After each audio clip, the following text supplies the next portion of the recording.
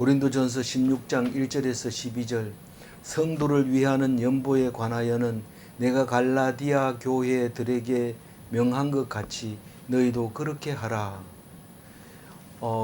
이제 부활에 대한 이야기를 마치고 부활에 대한 얘기 앞에는 뭐 했어요?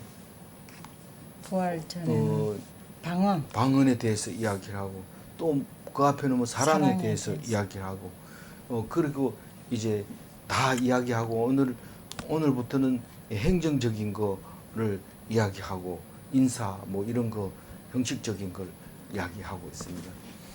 그 중에서 오늘은 헌금하는 거에 대해서 이야기를 하고 있는데 잘 귀담아 들어야 헌금이 어떤 의미를 가지고 있는지도 알 수 있게 됩니다. 어제는 사망이 쏘는 것, 그게 딴 게 아니라 죽기 전에 아픈 거, 그거를 사망이 쏘는 거라고 생각을 하고, 그 고통을 통해서 죽음을 들어가게 되니까 고통 없이 죽는 방법은 없습니까? 없습니다. 사망이 쏘는 것이 그렇게 아프고 무섭고 힘들어서 전부 다 죽음보다 사망보다 사망이 쏘는 것을 더 두려워하고 있습니다. 그런데 부활은 죽음도 이기고 죽음을 이기고 나니까 죽음의 고통도 다시 말해서 사망이 쏘는 것도 이긴다고 그렇게 말하고 있는 겁니다. 선포를 했어요. 이긴다고. 부활이 사망을 이긴다. 사망이 쏘는 것도 이긴다.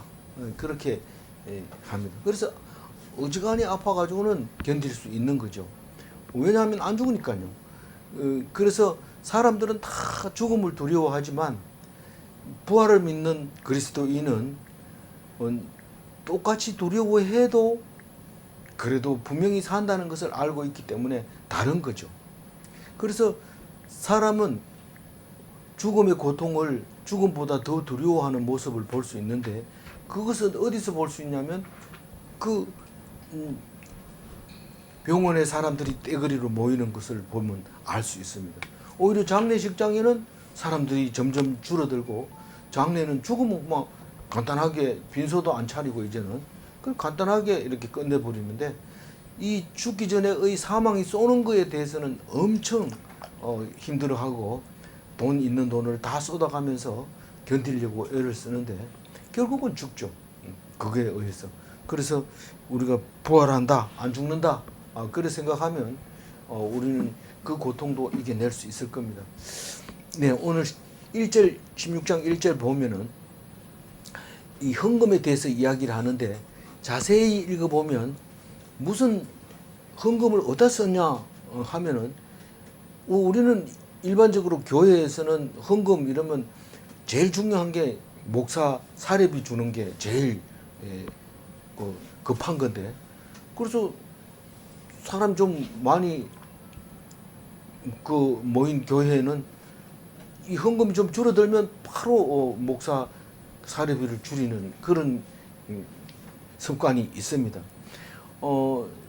그런데 오늘 그 헌금은 성도를 위한 헌금, 성도를 위한 연보다 이렇게 얘기를 합니다. 우리는 알고 있죠. 성도를 위한 연보가 뭔지. 예루살렘 교회가 지금 힘들고 어려워서 그 교회를 도와주기 위해서 헌금을 해라. 내가 얘기를 그 연보에 관해서 내가 말을 하는데 갈라디아 교회에게 내가 명령한 것처럼 너희도 그렇게 해라. 골로디오 교회에다가 명령한 거를 고린도 교인들이 어떻게 알아요? 그렇지만 어떻게 아는지 모르지만 똑같이 그렇게 생각하라는 거예요. 지금 우리가 에베소에서 지금 고린도에다가 바울이 편지를 쓰고 있지만 사람들은 계속 왕래하면서 이 신앙적인 것을 서로 정보를 교환했던 것을 알 수 있습니다. 말을 들어보면. 왜냐하면 이 아볼로 같은 경우에도 그 짧은 기간 안에 갔다가 왔다가 막 그렇게 한 것을 보면서 배들이 하루에 한 번이 아니라 여러 대가 왔다 갔다 했구나 그런 것을 알 수 있게 됩니다. 그래서 성도를 위한 연보를 해야 되는데 그게 갈라디아 교회에서 한 것처럼 그렇게 하라고 고린도 교회 교인들에게 말하는데 갈라디아에 있는 교회가 갈라디아 교회죠. 근데 정확하게 얘기하면 갈라디아 교회라는 건 없습니다. 갈라디아에는 뭐가 있어요? 7교회가 있죠. 예. 7교회는 제가 안 써놨나요? 안 써놓은 것 같아요, 오늘. 7교회 이름은 안 써놨어요. 근데 갈라디아 교회는 없어요. 그 저기 갈라- 계시록의 7교회. 예, 계시록에 있는 7교회를 말하고 있는 겁니다. 그런데 이제 요번에 가면 거기 다 볼 거예요. 7교회를. 교회 땅도 없고 이름도 없지만 그래도 흔적은 있으니까 설명은 들을 수 있을 겁니다. 어쨌거나 갈라디아 교회는 중심에 있는 건데 거기에는 안디옥 있고 이고니온 있고 루가오니아 있고 있습니다. 근데 안디옥은 비시디아 안디옥이라고 말하고 항상 시작과 끝이 있는 곳은 수리아 안디옥이 있는데 그건 뭐 성지순례도 잘 못 가고 전쟁도 잘 나고 또 지난번에 그 지진도 많이 일어나고 그래서 수리아 안디옥에는 잘 갈 수 있는 기회가 없나 봐요. 그리고 이 비시디아 안디옥은 이번에 가면 갈 수 있습니다. 이고니온, 루가오니아는 지방 이름이라서 루스드라, 더베 이게 이제 루가오니온인데 그게 갈라디아 지방입니다. 전부가. 그래서 1차 전도 여행 때 여기서 아주 죽을 고비를 겪게 되는데 사도행전 14장 19절에 보면 유대인들이 안디옥과 이고니온에서 와서 무리를 충동하니 그들이 돌로 바울을 쳐서 죽은 줄 알고 시외로 끌어 내치니라.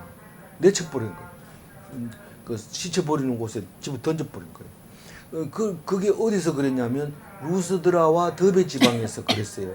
지금 안디옥과 이고니온을 거쳐서 이렇게 전도하러 와가지고 루스드라와 더베 와서 전도를 하는데 이 사람들이 뒤에 따라와가지고 이거 그냥 놔두면 안 된다. 이거 바울 죽여야 된다. 그러고 와가지고 죽이려고 했는데 그때 당시만 해도 바울이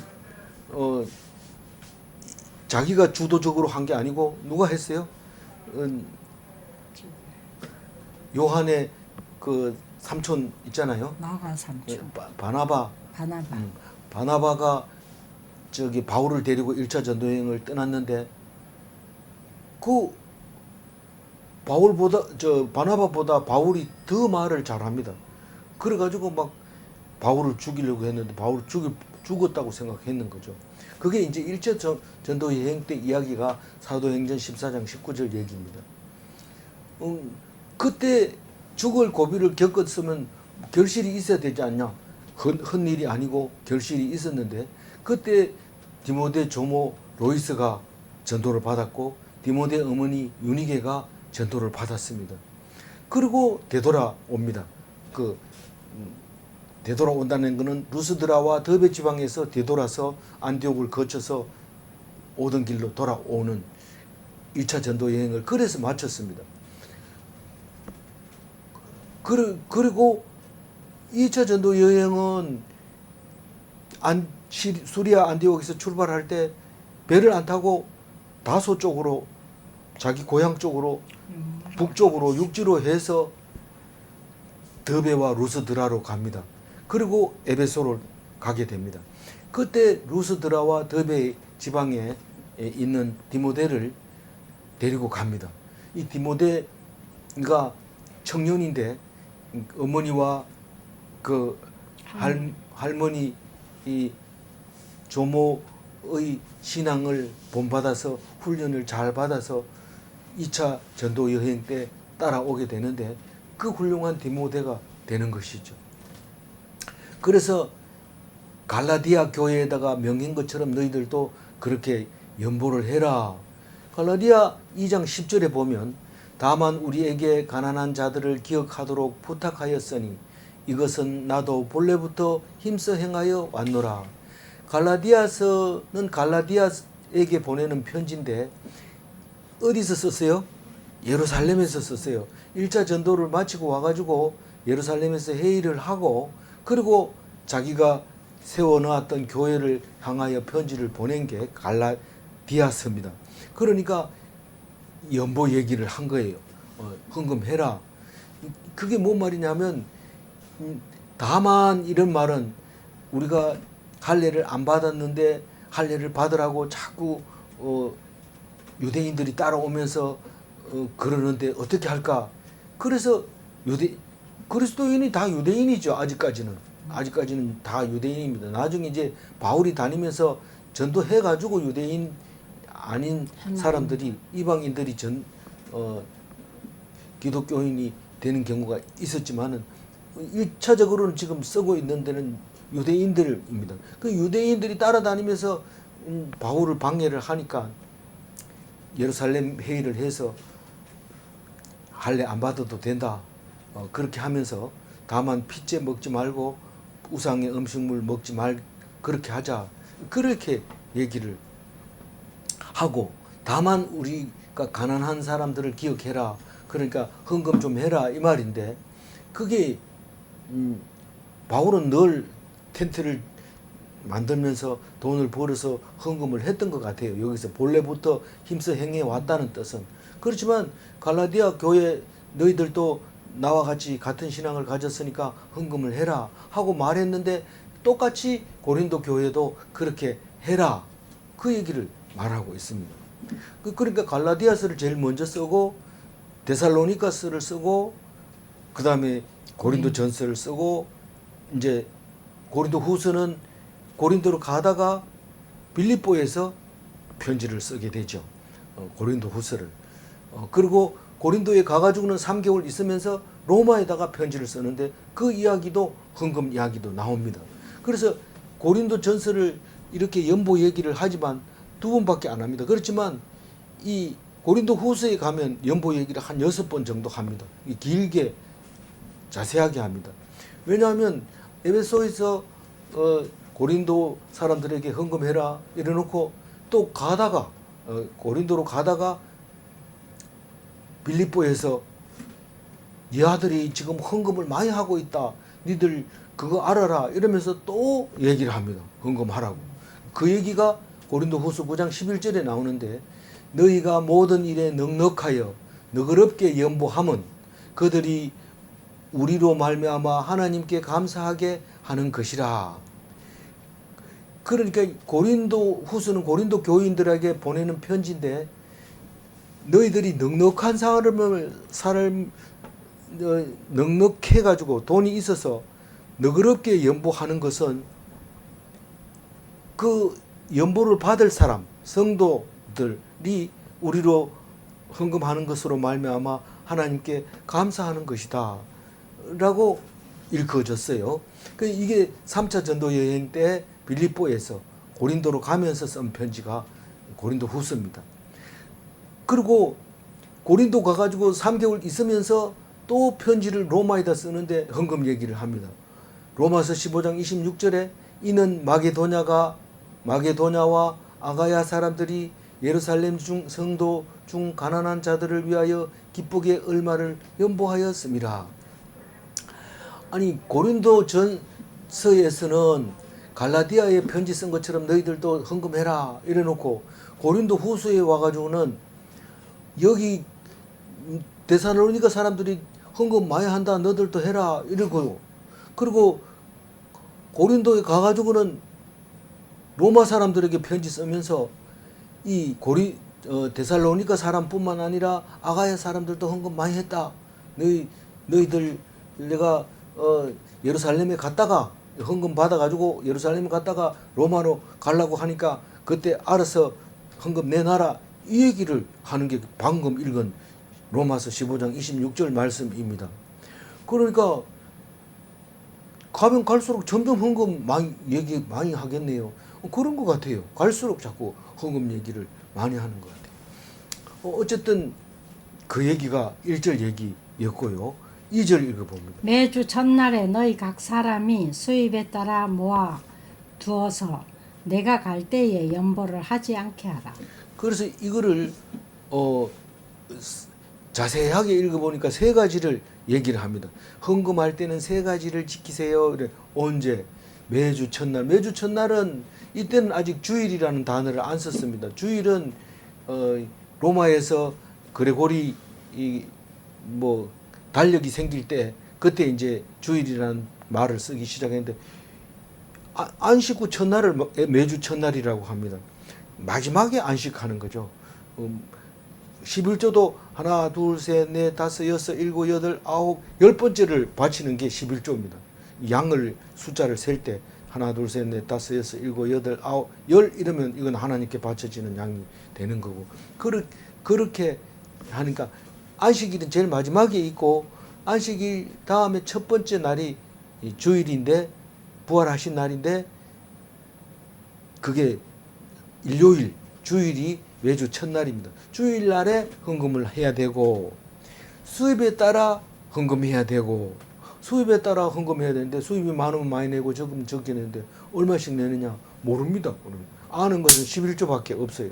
10분의 1을 내라. 많이 내면 많이 돈 벌었으면 많이 내고 적게 벌었으면 적게 내고 그렇게 하라.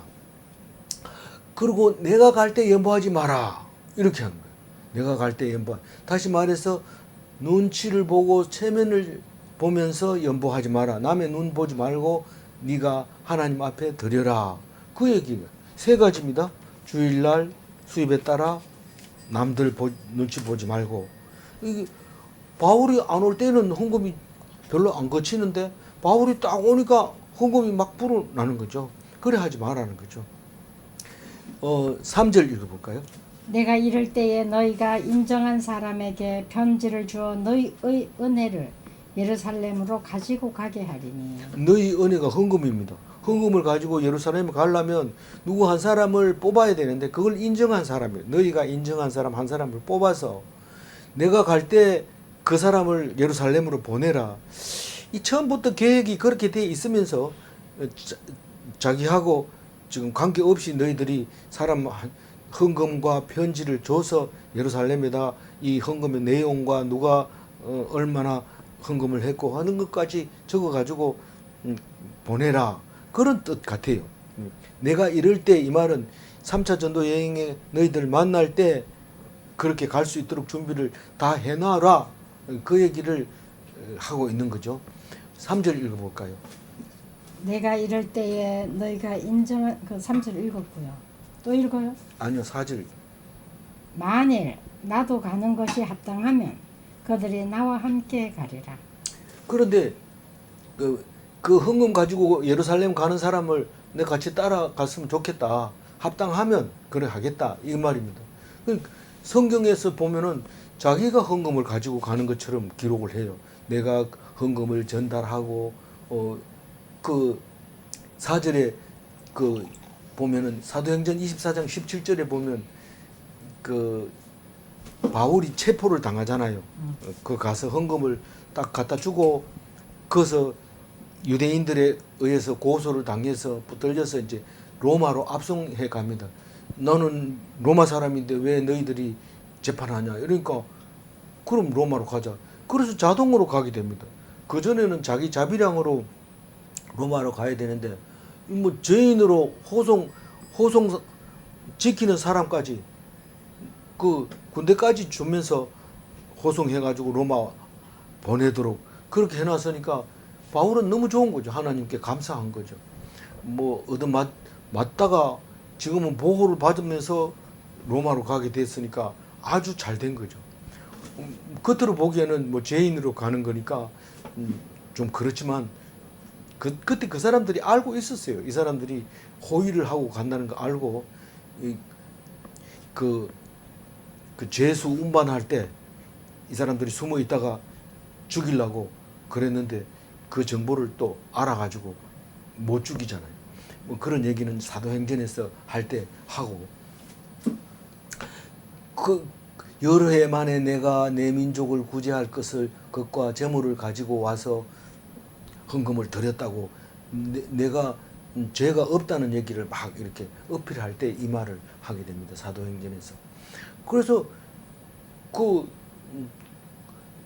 그 같이 옵니다. 실제로 헌금을 가지고 예루살렘에 와서 헌금을 드렸습니다. 바울이 드린 것처럼 누가 들고 왔는지 그 얘기는 안 하지만 바울이 들고 온 것처럼 그렇게 기록을 합니다. 5절 읽어볼까요?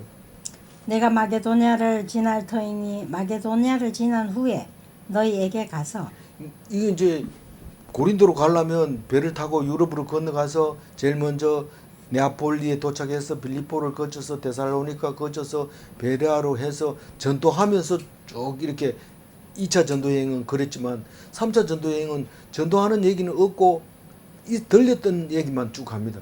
그래 들리고 고린도로 갑니다. 그래서 그게 마게도냐가 네아폴리, 빌립보, 데살로니가, 베레아고 그 다음에 거기에 가면 고린도가 있는데 고린도는 아가야 지방입니다. 그래서 고린도, 아덴, 갱그리아 이런 데는 아가야 지방이죠. 에게해에 있는 지방 그곳입니다. 그게 이제 5절입니다. 마게도냐 6절 읽어볼까요? 혹 너희와 함께 머물러 겨울을 지낼 듯도 하니 이는 너희가 나를 내가 갈 곳으로 보내어 주게 하려 합니다. 그러니까 안 가려고 했는데 갈 듯도 하니 이 말은 거의 갈 것 같아요. 거의 갈 것 같은 실제로 가죠. 그래 가서 겨울을 지낼 듯도 하니 이러면은 겨울 3개월 동안 거기 있었던 것 같아요. 그걸 어떻게 알아? 겨울에는 배가 안 나선다는 거죠. 지중해에도 배가 안 나온다는 거죠. 그래서 그렇게 말할 수 있는 거예요. 겨울 지나고 나니까 그 나면은 또 계속 거기 있는 게 아니고 이제 전도하러 가야 되는데 너희가 나를 내가 갈 곳으로 보내주게 하려 함이라. 파송해 달라는 거죠. 파송이 뭡니까? 돈 보태 달라는 거죠. 내가 가려고 하면 여비로 보내서 너희들이 나를 갈 수 있도록 해달라고 그 얘기를 6절에 하고 있습니다. 7절 읽어볼까요? 이제는 지나는 길에 너희 보기를 원하지 아니하노니 이는 만일 주께서 허락하시면 얼마 동안 너희와 함께 머물기를 바랍니다. 그 얼마 동안이 3개월인 거죠. 거기 보면 거기 사도행전에 보면 거기 석 달 동안 있다가 배 타고 수리아로 가고자 할 때 그때의 유대인들이 자기를 해하려고 공모함으로 마게도냐를 거쳐서 돌아가기로 작정하니 2차 전도 여행 때는 고린도에서 배 타고 바로 수리아 안디옥으로 갔어요. 그런데 이번에도 그렇게 하려니까 이 사람들이 계속해서 바울을 죽이려고 항구에서 딱 기다리고 있습니다. 요 배 타고 분명히 갈 거다. 그러니까 여기서 기다렸다가 오면 죽이자. 우리는 이 편지를 편안하게 읽지만 그 상황이 전부 이렇게 급박하게 돌아가고 있는 거죠. 그러니까 결국은 배를 포기하고 왔던 길로 그냥 되돌아 마게도냐로 갑니다. 거꾸로 가면 제일 먼저 어디를 만나요? 베레아를 만나고 그 다음에 데살로니가 만나고 빌립보 만나고 네아폴리를 거쳐서 그 어디입니까? 시리아. 저기 목마 있는 곳이 어디죠? 저기. 드로아로 갔다가 쭉 이렇게 내려오는 뭐 물론 배가 드로아에 안 들리는 배도 있지만 그래서 3차 전도 여행 때 돌아올 때는 아예 에베소 들리지도 않고 막바로 이제 예루살렘으로 오는 것을 알 수 있습니다. 그래서 여기 내가 갈 곳으로 너희들을 보내달라 이 말은 자기는 예루살렘에 와서 헌금 내고 다시 로마로 가려고 할 테니까 너희들이 좀 보내달라. 네. 그 얘기가 지금 7절 얘기가 그겁니다. 그래서 2차 전도 여행 2차 전도 여행 때는 고린도에 1년 6개월 있으면서 교회를 세웠는데 3차 전도 여행 때는 3개월만 있다가 곧바로 오던 길을 되돌아오게 되는데 그때 1년 6개월 동안 2차 전도에 1년 6개월 동안 있을 때 브리스길라와 아굴라를 만나게 됩니다. 로마에서 유대인들이 하도 저들끼리 싸워가지고 로마에서 쫓아내버렸어요. 유대인들은 여기 살지 마라 이래가지고 쫓아내서 온 브리스길라와 아굴라가 로마에서 고린도에서 2차 전도 여행 때 만나가지고 1년 6개월 동안 있을 때 브리스길라와 아굴라가 이제 교인이 되는 거죠. 그런데 3차 전도여행 왔을 때 바로 따라갑니다. 이 브리스길라와 아굴라가 3차 전도여행 때 따라가는 게 아니라 전도 받아가지고 2차 전도여행 갈 때 따라와가지고 에베소에 그냥 남아버리고 에베소에 남겨놓고 바울만 예루살렘에 갔다가 3차 전도여행에 올라가게 되죠. 예, 제가 잘 알아듣는지 못 알아듣는지 모르지만 아마 못 알아들을 거라고 생각이 되는 게 나도 복잡하기 때문에 생각을 한참 해야 되니까 그런 거죠. 8절 읽어봅니다. 내가 오순절까지 에베소에 머물려 함은 이거는 왜 이런 말을 했는지 정확하게는 모르지만 마치 안 가고 에베소에서 오순절까지 있을 거라고 있으려고 한 것 같은데 조금 이따 보면 여기 못 있고 바로 고린도로 출발하는 이야기가 나오는데 거기 보면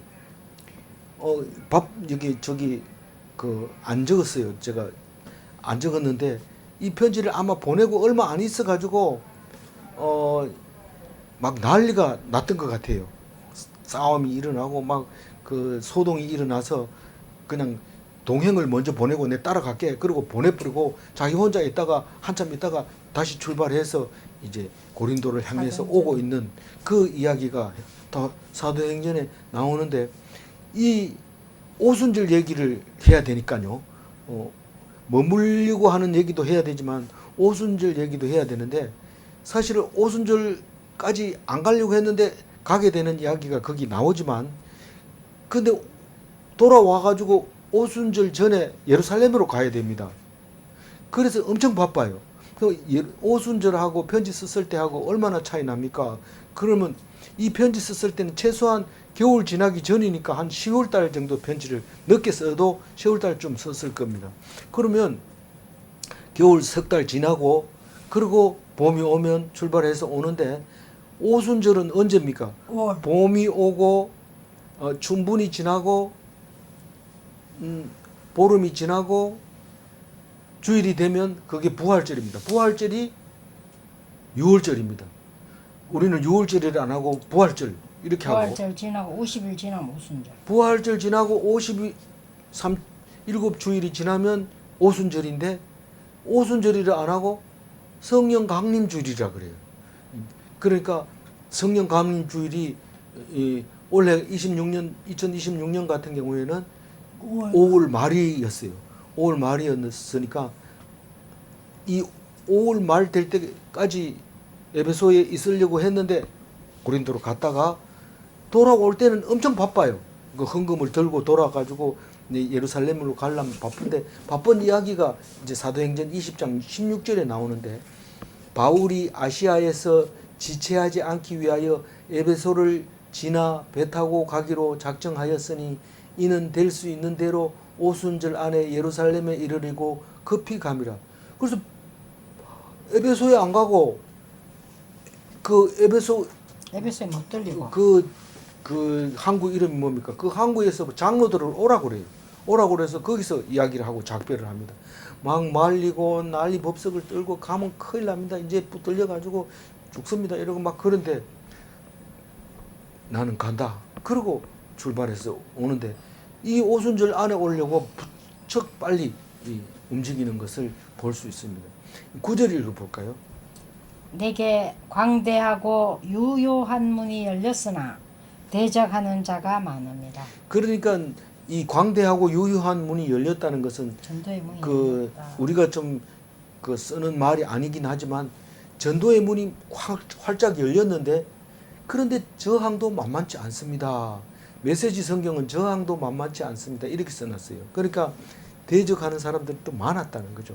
그러니까 오순절까지 에베소에 있어야 될지 내가 고린도로 갈지 이 편지 쓸 때는 아직 결정을 못하고 보낸다. 그런데 실제로 갔다 옵니다.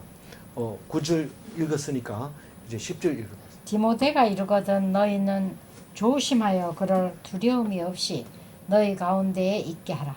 이는 그도 나와 같이 주의 일을 힘쓰는 자니라. 그러니까 9절까지는 헌금에 대한 이야기는 끝났습니다. 헌금은 내가 갈지 여기 있을지 그거는 모르지만 헌금은 제대로 해라.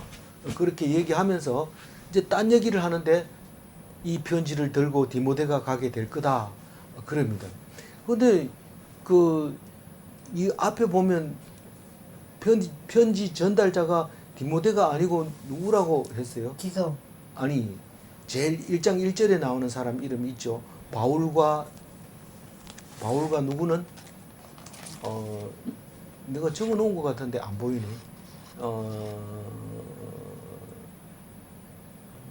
바울 소스트네. 네, 소스데네가 편지를 들고 갔을 소스데네는 편지를 쓴 사람. 대필했을 가능성이 있는 사람인데 아마 그건 내일 나오는 건데 내가 착각을 했는 것 같아요. 하여튼 이 디모데가 편지를 들고 갈 텐데 편지 들고 가는 얘기는 4장 17절에도 나와 있어요.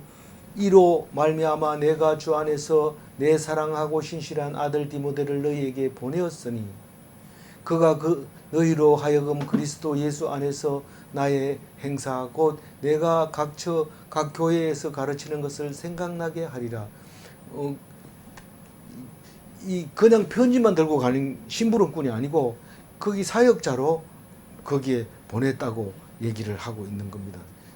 고린도전서 4장 17절에.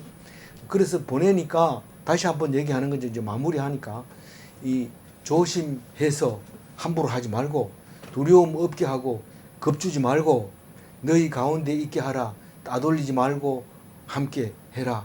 같이 먹고 같이 자고 그렇게 함께 해라. 왜냐하면 그도 나와 같이 사도의 일을 하는 사람이다. 힘쓰는 사람이다. 젊었다고 겁주고 뭐 함부로 하고 이러지 말고 디모데 얘기 잘 들으면 내 얘기가 생각날 거다. 그 얘기죠. 11절 읽어봅니다. 그러므로 누구든지 그를 멸시하지 말고 평안히 보내어 내게로 오게 하라. 나는 그가 형제들과 함께 오기를 기다리노라. 이 사람을 보낼 때 이 디모데도 혼자 보낸 건 아닌 것 같아요. 그렇지만 사람 보낼 때 가라 이러고 혼자 보내고 그러지 말고 같이 사람을 보내라.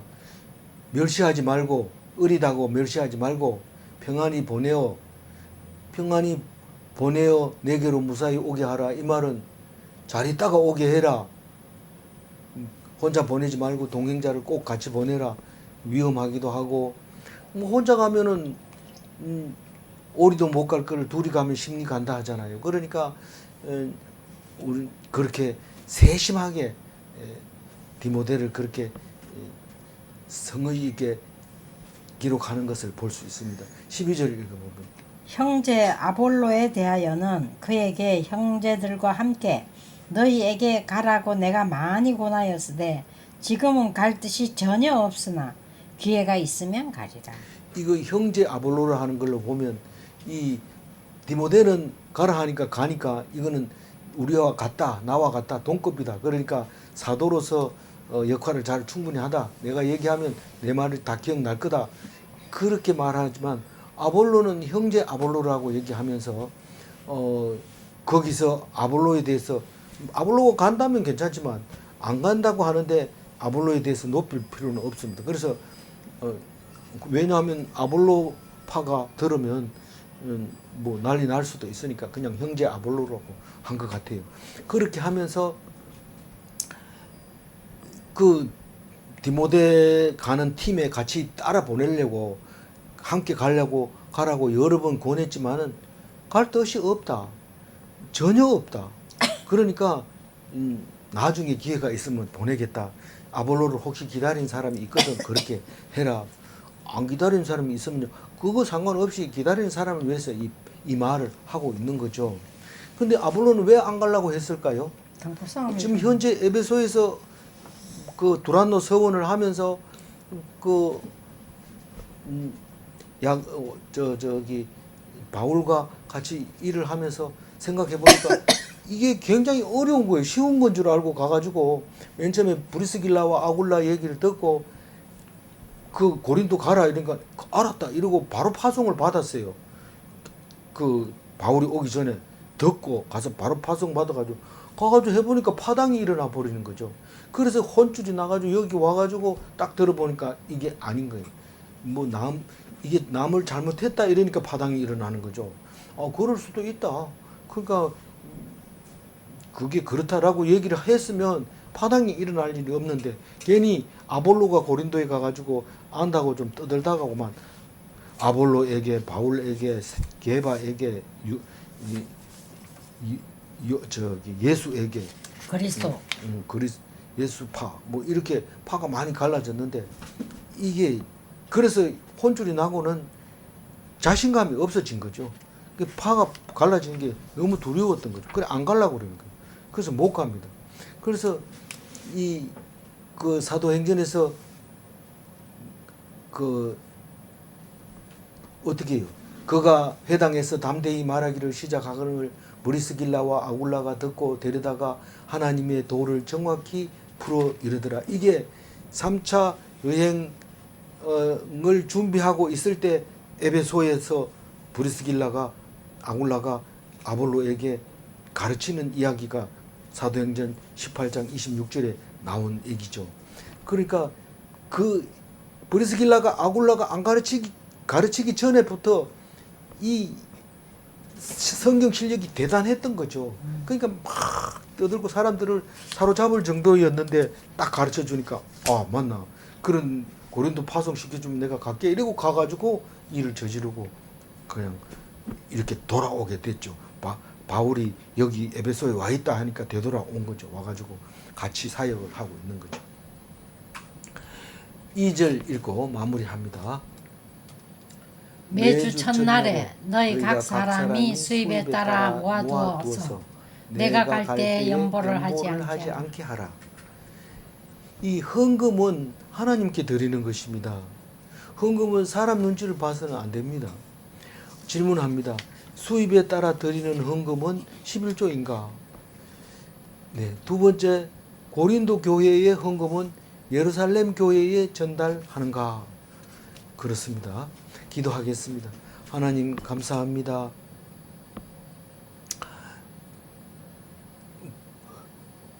헌금을 하는 목적도 있고 수입에 따라 하는 헌금도 있는데 우리에게 가르쳐 주신 헌금을 잘 기억하게 하여 주시고 의무적으로 해야 될 것과 감사함으로 해야 될 것과 절교함으로 내는 것들이 있다는 것을 알게 해 주시고 우리의 부족함도 지켜 주시옵소서. 사람의 눈치를 보지 않고 오직 하나님의 율법에 따라 그 율법을 즐거워하며 기억하며 생각해내며 안 지키는 자유가 아니라 마음대로 자유롭게 하면서 죄를 짓지 않도록 우리가 성경을 밝히 알게 해주시고 지키게 하여 주옵소서. 오늘 주신 귀한 말씀 기억하게 해주시고 그리스도인으로서의 모습을 보일 수 있도록 도와주옵소서. 감사드리옵고 우리 주 예수 그리스도 이름으로 기도 올리옵나이다. 아멘.